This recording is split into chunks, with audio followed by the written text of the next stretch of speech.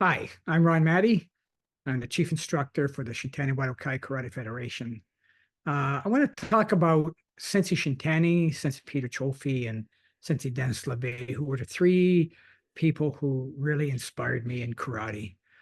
Obviously, Sensei Shintani, everything he was about, the humility. Peter Chofi was one just like him.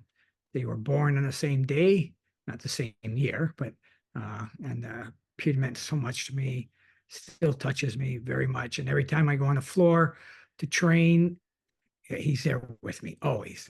I come up with stuff that I know I couldn't come up with. He's the one that's inside of me expressing these things. We really missed a lot from him. Sensei Dennis LeBay introduced me to karate when we were in high school, and we started training together. I enjoyed it. We became best friends. He was a green belt when I started, and Sensei Peter Chofi was a brown belt, just got his black belt at the Welland Dojo. Peter, Dennis, and I always trained with each other, trying to help each other beat each other. So if I beat them at a tournament in kata or kumite, I would tell them what they needed to do to beat me and vice versa. And I think that was more Peter Chofi who started that kind of atmosphere where he always tried to get us to beat him because he was this supernatural karate guy.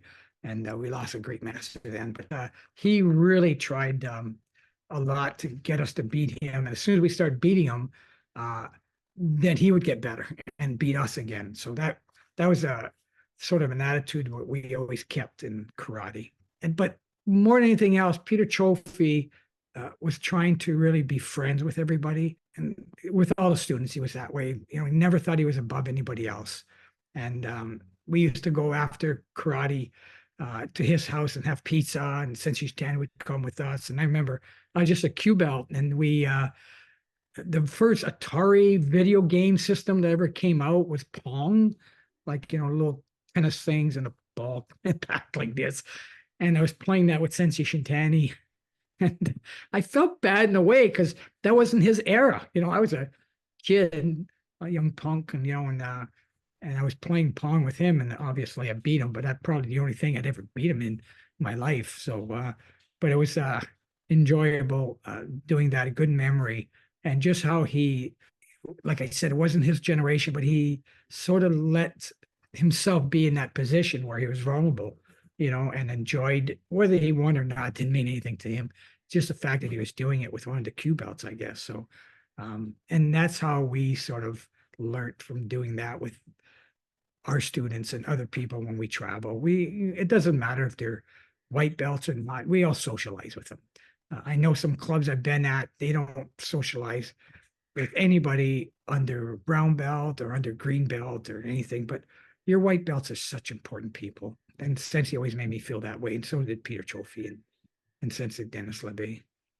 I remember Peter Chofi, him and I, like, it was very hard being at serious meetings or when Sensei taught sometimes. We'd be just look at the corner of our eye, we'd look at each other and get that look like, uh-oh, and we start to laugh. Those places and times you're somewhere and you just can't stop laughing. There's nothing, you don't know why you're laughing about, and your gut kills you and you're trying not to look at the audience or whatever. And we did that a few times. There was a speaker for the sports council in Niagara, and we were there and the speaker's talking. Peter and I just happened to look at each other and we started laughing like inside, and we're trying to hold ourselves back, and people are looking at each other. We felt so bad, but that's just the way him and I were when you weren't supposed to do something is when it kicked in and that. So, but also how we were with our students and how we helped everybody. And a lot of people in this organization right now,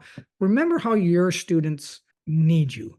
Remember how it was for you when you needed your instructors and how much time your instructors spent with you over and above the $30 a month that they pay, for anything that they've given you. It's time for you to be there for them on their karate journey. And that's really what keeps this organization going. I just got back from Alberta from a grading, and one of the senior brown belts who just got his black belt said, you know, he says, I took karate to be sporty, active. He says, but I'm well in my 40s now. He says, what keeps people in karate at that age? There's got to be something. And it's not the physical part. Like it's not the punching, kicking, or wanting to beat somebody up or compete in tournaments. What keeps you in karate? He says, it's the people.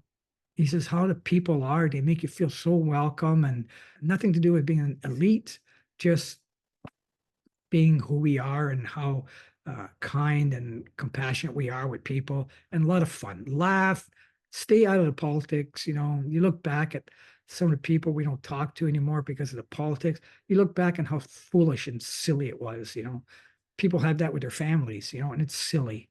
And, you know, try to really enjoy the people around you. I hope that everybody enjoys their karate. Uh, we need to keep this Shintani organization going for as long as we can to let Sensei Shintani's spirit live on for the rest of forever in karate.